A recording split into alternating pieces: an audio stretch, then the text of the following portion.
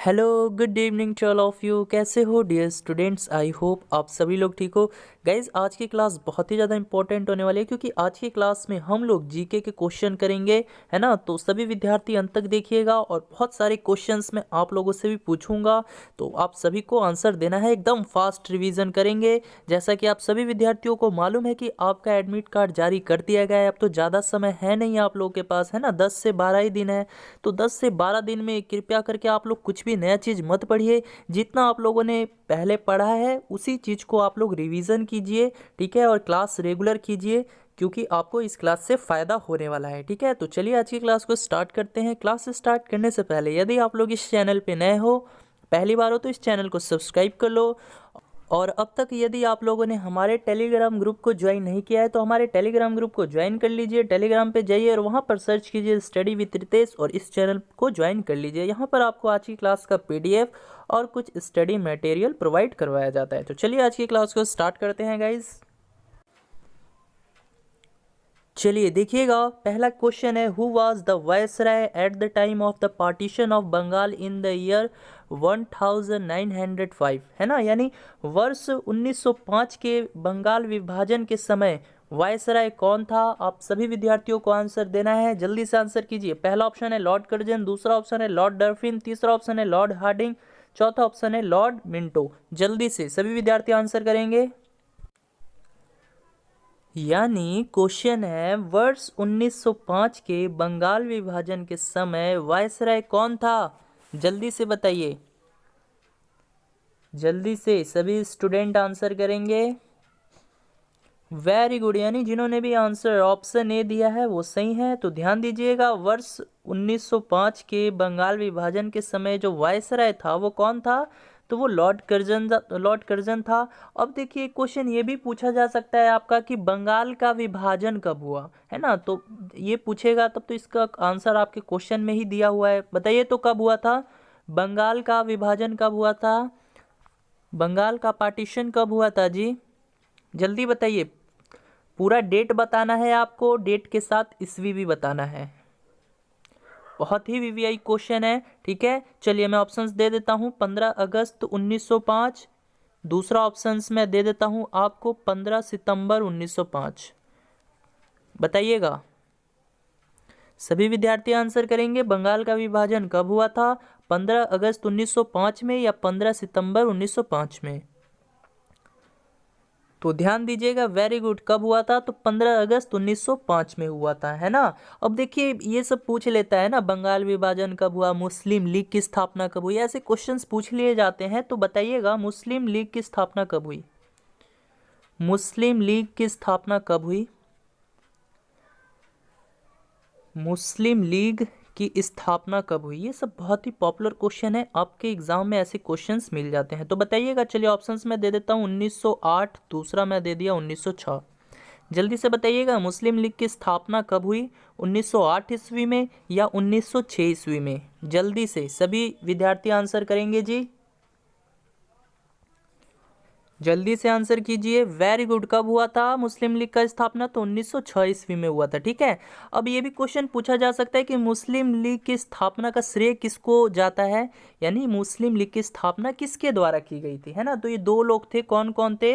तो ध्यान दीजिएगा, एक था सलीमुल्लाह और एक आगम खां, है ना। यानी सलीमुल्लाह एवं आगम खां के द्वारा मुस्लिम लीग की स्थापना की गई थी, ठीक है। समझ में आ रहा है ना। अगर क्वेश्चन इस तरह से पूछता है आपसे कि मुस्लिम लीग की स्थापना का श्रेय किसको दिया जाता है, तो सलीमुल्लाह एवं आगम खां को, है ना। यदि पूछे मुस्लिम लीग की स्थापना कब हुई, तब 1906 ईस्वी में आप आंसर कीजिएगा, ठीक है। अब देखिए यहाँ से ये ऑप्शन जो है ना, लॉर्ड हार्डिंग, इनसे रिलेटेड एक क्वेश्चन पूछ लिया जाता है आपके परीक्षा में कि किस गवर्नर जनरल ने 1911, है ना, किस गवर्नर जनरल ने 1911 में भारत की जो राजधानी थी कोलकाता, भारत की राजधानी कोलकाता से दिल्ली में स्थानांतरित किया, है ना। यानी किस गवर्नर जनरल ने 1911 में भारत की राजधानी कोलकाता से दिल्ली स्थानांतरित की घोषणा की, है ना। बताइएगा, किस गवर्नर जनरल ने 1911 में भारत की राजधानी कोलकाता से दिल्ली स्थानांतरित करने की घोषणा की। थोड़ा लिखने में प्रॉब्लम है, आप लोग इस तरह से समझ के आंसर दे सकते हो, है ना। यानी कौन सा गवर्नर जनरल था जिसने, है ना, ये अनाउंस किया कि भैया जो भारत की राजधानी है उसको कोलकाता से दिल्ली ट्रांसफर किया जाएगा, है ना। तो किसने किया था जी? तो वो लॉर्ड हार्डिंग ने किया था। ठीक है, तो इनसे रिलेटेड ये बहुत ही वीवीआई क्वेश्चन हो जाता है, तो आप लोग इस क्वेश्चन को याद कर लीजिएगा। चलिए बढ़ते हैं अब नेक्स्ट क्वेश्चन की तरफ। चलिए देखिएगा, सेकंड नंबर क्वेश्चन है, चीफ मिनिस्टर ऑफ स्टेट्स यानी राज्यों के मुख्यमंत्री नियुक्त होते हैं, निर्वाचित होते हैं, मनोनीत होते हैं या चयनित होते हैं, है ना। जल्दी से सभी स्टूडेंट बताएंगे। जो स्टेट्स के चीफ मिनिस्टर होते हैं वो क्या होते हैं? वो अपॉइंट होते हैं या इलेक्ट होते हैं या फिर नॉमिनेट किए जाते हैं या फिर सेलेक्ट किए जाते हैं? सभी विद्यार्थी आंसर करेंगे जी। वेरी गुड, यानी जिन्होंने भी आंसर ऑप्शन ए दिया है, नियुक्त किए जाते हैं यानी अपॉइंटेड किए जाते हैं, वो सही है। तो ध्यान दीजिएगा, राज्य के जो मुख्यमंत्री है वो नियुक्त किए जाते हैं ना, अपॉइंटेड किए जाते हैं। अब चलिए क्वेश्चन ये बताइए तो आप लोग, मुख्यमंत्री की नियुक्ति किसके द्वारा की जाती है? यानी मुख्यमंत्री, है ना, उनको अपॉइंट किया जाता है, किसके द्वारा किया जाता है? आप सभी विद्यार्थियों को बताना है। मुख्यमंत्री की नियुक्ति किसके द्वारा की जाती है? तो किसके द्वारा की जाती है? तो राज्यपाल के द्वारा की जाती है। ठीक है, राज्यपाल के द्वारा की जाती है, ये चीज आप लोग हमेशा याद रखना। चलिए बताइएगा, बिहार का जो राज्यपाल है वो कौन है और बिहार के जो नए मुख्यमंत्री बनेंगे वो कौन बनेंगे? ठीक है, ये दोनों आंसर जो है आपको कमेंट बॉक्स में देना है। जब क्लास ओवर हो जाएगा तो आप सभी विद्यार्थियों को बिहार के राज्यपाल और बिहार के जो नए मुख्यमंत्री हैं वो कौन बनेंगे, यानी बिहार के नए मुख्यमंत्री कौन बनेंगे और बिहार के जो राज्यपाल है कौन है, आप सभी विद्यार्थियों को क्लास ओवर हो जाने के बाद कमेंट सेक्शंस में आंसर देना है। अच्छा बताइए, तो मुख्यमंत्री की नियुक्ति संविधान के किस अनुच्छेद के तहत की जाती है? तो ये चीज याद रखना, मुख्यमंत्री की नियुक्ति संविधान के 163वें अनुच्छेद के तहत की जाती है। ठीक है, अच्छा अभी आप लोग को पता होगा कि बिहार में विधानसभा चुनाव हुआ था, तो चलिए मैं कुछ क्वेश्चन आप लोगों से पूछना चाहता हूं। पहला क्वेश्चन मैं पूछता हूं, बताइएगा भारत का जो मुख्य चुनाव आयुक्त है वो कौन है? बताइएगा, चुनाव संबंधित कुछ इंपॉर्टेंट प्रश्न मैं आप लोगों से पूछता हूं जो कि आपके परीक्षा में पूछे जा सकते हैं, काफ़ी ज़्यादा संभावना है। तो बताइएगा, मुख्य चुनाव आयुक्त कौन है भारत का? यानी चीफ इलेक्शन कमिश्नर, है ना, चीफ इलेक्शन कमिश्नर कौन है भारत का? चीफ इलेक्शन कमिश्नर कौन है भारत का? सभी विद्यार्थी आंसर करेंगे जी। मुख्य चुनाव आयुक्त कौन है जी भारत का? मैं पहले भी बता चुका हूं, यानी चीफ इलेक्शन कमिश्नर कौन है? तो वेरी गुड, कौन है? तो सुनील अरोड़ा जी हैं, है ना, सुनील अरोड़ा जी भारत के मुख्य चुनाव आयुक्त हैं, है ना, मुख्य चुनाव आयुक्त हैं। अच्छा बताइए, तो बिहार विधानसभा 2020 में सबसे ज़्यादा सीट किस पार्टी को मिला है? बताइएगा, बताइएगा, बिहार विधानसभा चुनाव, बिहार विधानसभा 2020 के चुनाव में सबसे ज़्यादा सीट किसको मिला है? बिहार विधानसभा 2020 के चुनाव में किस पार्टी को सबसे ज़्यादा सीट मिली है जी? बिहार चुनाव 2020 में सबसे ज़्यादा सीट जो है किस पार्टी को मिली है जी? तो किस पार्टी को मिली है? तो राजद को मिली है ना। कितनी सीट मिली है? तो 75 सीट मिली है।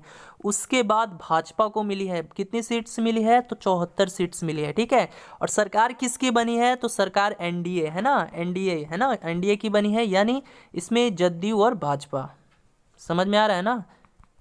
तो एनडीए की सरकार बनी है और नए मुख्यमंत्री कौन होंगे आपको ये कमेंट बॉक्स में बताना है। और अच्छा बताइए, तो एनडीए का फुल फॉर्म क्या होता है? आप लोग बता सकते हैं जी। देखिए, एनडीए की सरकार बनी है, यानी जदयू और भाजपा ये दोनों मिलकर सरकार बनाएंगे जो कि एनडीए की सरकार होगी। अब आपको बताना है एनडीए का फुल फॉर्म क्या होता है, पूछा जा सकता है, तो बताइए। तो चलिए मैं बता देता हूँ, एनडीए का फुल फॉर्म होता है नेशनल डेमोक्रेटिक अलायंस, है ना, नेशनल डेमोक्रेटिक अलायंस। ठीक है, और इसको हिंदी में क्या बोल देंगे हम लोग? हिंदी में बोलेंगे राष्ट्रीय जनतांत्रिक गठबंधन, है ना। चलिए ठीक है, तो ये सब इंपॉर्टेंट क्वेश्चन थे, आप लोग इनको देख जाइएगा। और मैंने एक क्वेश्चन, चलिए क्वेश्चन और पूछता हूँ आपसे, बिहार विधानसभा चुनाव में कितनी सीट्स थी इस बार?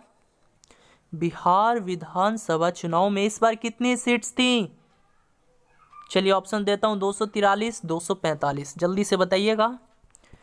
क्वेश्चन मैं पूछा हूँ बिहार विधानसभा चुनाव में कुल कितनी सीट्स थी, तो वेरी गुड, 243 थी, ये मैंने आपको पहले भी बताया हुआ था। चलिए बढ़ते हैं अब नेक्स्ट क्वेश्चन की तरफ। यदि वीडियो पसंद आ रही है तो इस वीडियो को लाइक भी करते रहो। चलिए देखिएगा, थर्ड नंबर क्वेश्चन है, according to which constitution assembly of India was formed, यानी भारत की संविधान सभा किसके अनुसार गठित की गई? चलिए बताइएगा, साइमन आयोग प्रस्ताव के द्वारा, या कैबिनेट मिशन योजना के द्वारा, या फिर माउंटबेटन योजना के द्वारा, या फिर क्रिप्स प्रस्ताव के द्वारा, है ना। यानी आपको बताना है कि भारत की जो संविधान सभा है वो किसके अनुसार गठित की गई। जल्दी से सभी स्टूडेंट आंसर करेंगे जी, सभी विद्यार्थी आंसर करेंगे, बहुत ही वीवीआई क्वेश्चन है।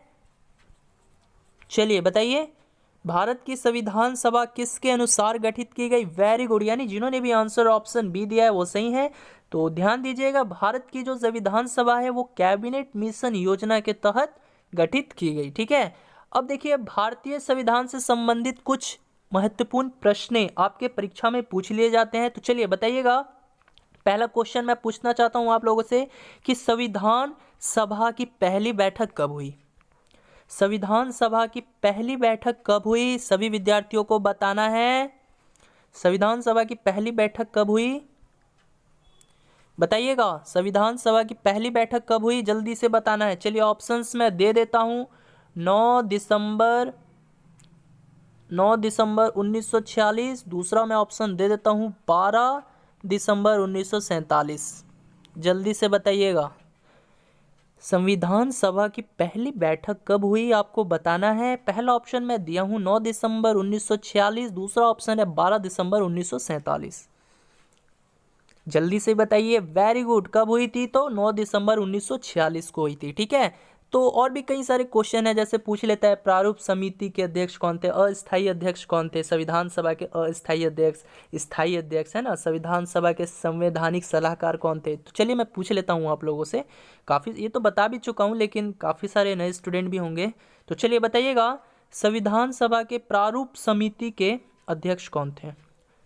प्रारूप समिति के अध्यक्ष, यानी क्वेश्चन इस तरह से पूछा जा सकता है आपके परीक्षा में कि संविधान सभा के प्रारूप समिति के अध्यक्ष कौन थे, यानी ड्राफ्टिंग कमेटी, है ना, ड्राफ्टिंग कमेटी के अध्यक्ष कौन थे जी? वेरी गुड, कौन थे? तो डॉक्टर भीमराव अंबेडकर जी थे। ठीक है, डॉक्टर भीमराव अंबेडकर जी थे, इसको आप लोग याद कर लेना।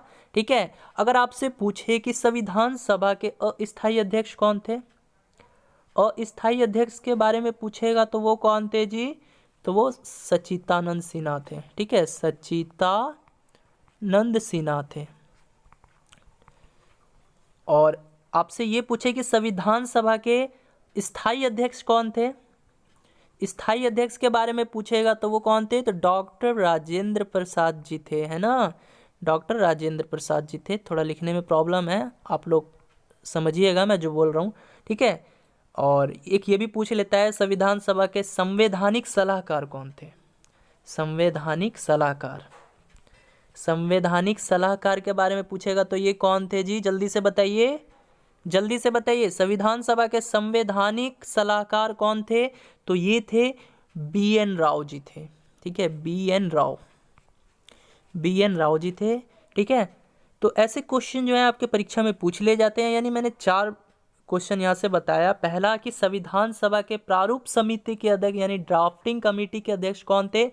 तो डॉक्टर भीमराव अंबेडकर थे। अस्थायी अध्यक्ष कौन थे? तो सच्चिदानंद सिन्हा थे। स्थायी अध्यक्ष कौन थे? तो डॉक्टर राजेंद्र प्रसाद थे। संवैधानिक सलाहकार कौन थे? तो ये BN राव जी थे। ठीक है, तो आप लोग इसको नोट करना चाहो तो कर सकते हो, जिनको याद है बहुत अच्छी बात है। चलिए अब यहाँ से देखिए, तो एक साइमन कमीशन के बारे में पूछ लिया जाता है कि साइमन कमीशन भारत कब आया? बताइएगा, साइमन कमीशन भारत कब आया था? सभी विद्यार्थी आंसर करेंगे जी, साइमन कमीशन भारत कब आया?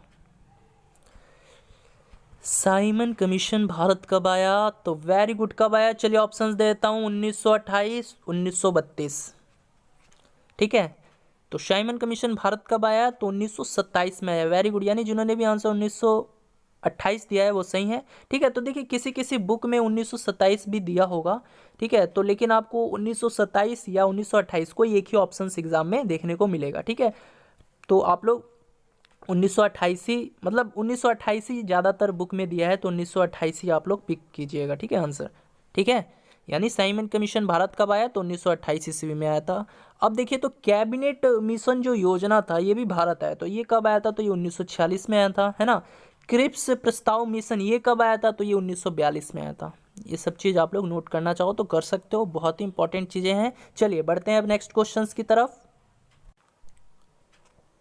चलिए देखिएगा, नेक्स्ट प्रश्न है, what is the maximum time allow between two successive session of parliament. बहुत ही वीवीआई क्वेश्चन है ये, हर एग्जाम में पूछा जाता है, हर परीक्षा में पूछा जाने वाला क्वेश्चन है। तो बताइएगा, संसद के 2 क्रमिक अधिवेशनों के बीच अधिकतम कितने समय अंतराल की अनुमति है? पहला ऑप्शन है 4 माह, दूसरा ऑप्शन है 6 माह, तीसरा ऑप्शन है 8 माह, चौथा ऑप्शन है 9 माह। जल्दी से बताना है सभी विद्यार्थियों को, किसी भी विद्यार्थी का गलत नहीं होना चाहिए। ये प्रश्न क्वेश्चन है, संसद के 2 क्रमिक अधिवेशनों के बीच अधिकतम कितने समय अंतराल की अनुमति है? तो वेरी गुड, यानी जिन्होंने भी आंसर ऑप्शन बी दिया है 6 माह वो सही है। तो ध्यान दीजिएगा, संसद के 2 क्रमिक अधिवेशनों के बीच जो अधिकतम समय अंतराल की अनुमति होती है वो कितनी होती है? तो 6 माह होती है। अब देखिए संसद के बारे में बात करें तो देखिए भारतीय संसद में राष्ट्रपति तथा 2 सदन है ना, कौन कौन से? लोकसभा और राज्यसभा होते हैं। ठीक है, इस तरह आप लोग याद कीजिए। ठीक है, ये चीज़ याद होना चाहिए, हमेशा याद रखना है कि भारतीय संसद में कौन कौन होते हैं? तो राष्ट्रपति, लोकसभा और राज्यसभा, है ना। ठीक है, यहाँ से आपसे ये भी परीक्षा में पूछा जा सकता है कि भारतीय संसद के कितने अंग होते हैं? तो कितने अंग होते हैं? 3 होते हैं, राष्ट्रपति, लोकसभा और राज्यसभा। यानी भारतीय संसद में राष्ट्रपति और 2 सदन कौन कौन से? लोकसभा और राज्यसभा होते हैं। अब देखिए राष्ट्रपति के पास, यानी इनके पास संसद के दोनों में से किसी भी सदनों को बुलाने या स्थगित करने का अधिकार होता है ना, या फिर लोकसभा को भंग भी करने की शक्ति इनको प्रदान होती है। ठीक है, अब देखिए लोकसभा जो है इसको हम लोग निम्न सदन कहते हैं, समझ में आ रहा है ना। लोकसभा को हम लोग निम्न सदन कहते हैं और राज्यसभा को हम लोग उच्च सदन कहते हैं। ठीक है, ये चीज भी याद रखना, लोकसभा को हम लोग निम्न सदन और राज्यसभा को हम लोग उच्च सदन कहते हैं। और देखिए ये जो राज्यसभा है ना, ये एक स्थायी सदन है, समझ में आ रहा है, यह एक स्थायी सदन भी होता है। यानी क्वेश्चन पूछा जा सकता है कि संसद का स्थायी सदन है कौन सा है? तो राज्यसभा है। समझ में आ रहा है ना। तो ऐसे ही क्वेश्चन जो है आपके एग्जाम में पूछ लिए जाते हैं। चलिए बढ़ते हैं अब नेक्स्ट क्वेश्चंस की तरफ। अच्छा, एक प्रश्न और पूछ लिया जाता है आपके परीक्षा में कि राज्यसभा का सभापति कौन होता है। ठीक है, ये कई बार मैं बता चुका हूँ, लेकिन ये क्वेश्चन आया तो मैं सोचा कि आप लोगों से पूछता हूँ, देखना चाहता हूँ कितने स्टूडेंट को याद है। राज्यसभा का सभापति कौन होता है? राज्यसभा का सभापति कौन होता है जी? वेरी गुड, कौन होता है? तो उपराष्ट्रपति होते हैं, है ना, उपराष्ट्रपति होते हैं। और अच्छा बताइए, तो लोकसभा के बारे में भी मैं बताया था आप लोग को, ये भी क्वेश्चन, लोकसभा के प्रथम अध्यक्ष कौन थे? लोकसभा के प्रथम अध्यक्ष कौन थे? चलिए एक क्वेश्चन ये भी आप लोग के लिए होमवर्क रहा, 2 क्वेश्चंस मैं पहले दे चुका था और ये तीसरा क्वेश्चन मैंने आप लोग को एज ए होमवर्क दे दिया। आप सभी को क्लास ओवर हो जाने के बाद सभी स्टूडेंट को आंसर देना है तीनों क्वेश्चनों का। ठीक है, तीसरा क्वेश्चन है लोकसभा के प्रथम अध्यक्ष कौन थे? ठीक है, चलिए बढ़ते हैं अब नेक्स्ट क्वेश्चन की तरफ। चलिए देखिएगा, नेक्स्ट क्वेश्चन है, the salt Satyagraha was started in which year. यानी नमक सत्याग्रह किस ईस्वी में प्रारंभ हुआ था? ऑप्शन है 1930 ईस्वी में, 1932 ईस्वी में, 2000 में या 1931 में। जल्दी से सभी प्यारे बच्चों बताइए आप लोग आंसर इसका क्या होगा। किसी भी विद्यार्थी का ये क्वेश्चन गलत नहीं होना चाहिए। यहाँ पर पूछा गया है कि नमक सत्याग्रह जो है किस ईस्वी में शुरू किया गया था जी? तो वेरी गुड, किस ईस्वी में शुरू किया गया था? तो 1930 ईस्वी में। यानी जिन्होंने भी आंसर ऑप्शन ए दिया है वो सही है। ठीक है, तो नमक सत्याग्रह की शुरुआत कब हुई थी? तो पूरा याद कर लेना आप लोग, 12 मार्च 1930 ईस्वी में। ठीक है, अब ये एक क्वेश्चन और पूछा जा सकता है आपसे कि नमक सत्याग्रह आंदोलन जो है किसके नेतृत्व में चलाया गया था? तो महात्मा गांधी। ये चीज भी आप लोग याद कर लेना। नमक सत्याग्रह जो था वो किसके नेतृत्व में चलाया गया था? तो महात्मा गांधी जी के नेतृत्व में चलाया गया था। अब देखिए कुछ ऐसे आंदोलन हैं जो कि पूछ लिए जाते हैं, जैसे चंपारण आंदोलन के बारे में पूछ लेगा, है ना। चंपारण आंदोलन की शुरुआत कब से हुई? तो बता सकते हैं आप लोग? चलिए जल्दी बताइए। तो चंपारण आंदोलन की शुरुआत कब हुई? जल्दी से बताना है आपको। फिर यहाँ पर खेड़ा आंदोलन बताना है, ये सब इम्पोर्टेंट है, आपके परीक्षा में पूछ लिए जाते हैं। और फिर आपको खिलाफत आंदोलन बताना है, भारत छोड़ो आंदोलन है, ये सब बहुत ही इम्पोर्टेंट चीज़ें हैं, आपको सब बताना है। ठीक है, चंपारण आंदोलन कब हुआ था, खेड़ा आंदोलन कब हुआ था, खिलाफत आंदोलन कब हुआ था, असहयोग आंदोलन कब हुआ था, और एक मैं क्या बताया था आपको, भारत छोड़ो आंदोलन। चलिए, भारत छोड़ो आंदोलन। चलिए सब बताइए तो आप लोग। चलिए मैं ये भी होमवर्क दे दे रहा हूँ, मैं बता दूंगा तो आप लोग को तो कुछ फ़ायदा होगा नहीं, क्योंकि आप लोग देखिएगा फिर भूल जाइएगा। ठीक है, ये भी मैं आपको होमवर्क के रूप में दे देता हूँ, और मैं देखना चाहता हूँ कि कितने विद्यार्थी इस क्वेश्चंस का, यानी जितने भी मैंने क्वेश्चंस दिए हैं एज ए होमवर्क, कितने लोग इसका आंसर देते हैं। ठीक है, जिससे पता चल जाएगा कि आप लोग का तैयारी कितना है। तो आप लोग को 3 क्वेश्चंस मैं उधर दे दिया, और ये 5 क्वेश्चन ये हो गया, है ना। तो 3 और 5 8 क्वेश्चन मैंने आप लोग को होमवर्क दे दिया है। देखिए मैं बता सकता हूँ, मुझे कोई दिक्कत नहीं है, बट होगा क्या कि बहुत से स्टूडेंट को पता होगा, लेकिन बहुत से स्टूडेंट को मैं बताऊंगा वो कुछ ही देर बाद भूल जाएंगे। तो मैं चाहता हूँ आप लोग को याद है तो आप लोग कमेंट बॉक्स में आंसर कीजिएगा, और याद नहीं भी है तो आप लोग बुक से देख लेना या फिर नेट से सर्च करके आंसर जरूर देना। ठीक है, इससे होगा क्या कि आपको सर्च कीजिएगा, मतलब नेट से या फिर बुक में ढूंढिएगा, तो उस पीरियड में आपको याद हो जाएगा वो। ठीक है, आप लोग जब आंसर दीजिएगा होमवर्क के रूप में तो आपको वो मतलब देखते देखते याद हो जाएगा। इसीलिए मैं 3 क्वेश्चन वहाँ पर होमवर्क दे दिया और 5 क्वेश्चन ये होमवर्क दे देता हूँ। ठीक है, तो 8 क्वेश्चन जो है आप लोग को होमवर्क मिल चुका है आज की इस क्लास में।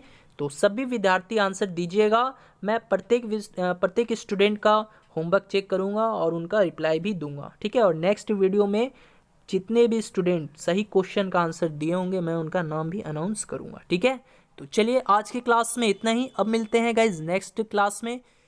चलिए बाय बाय, गुड नाइट।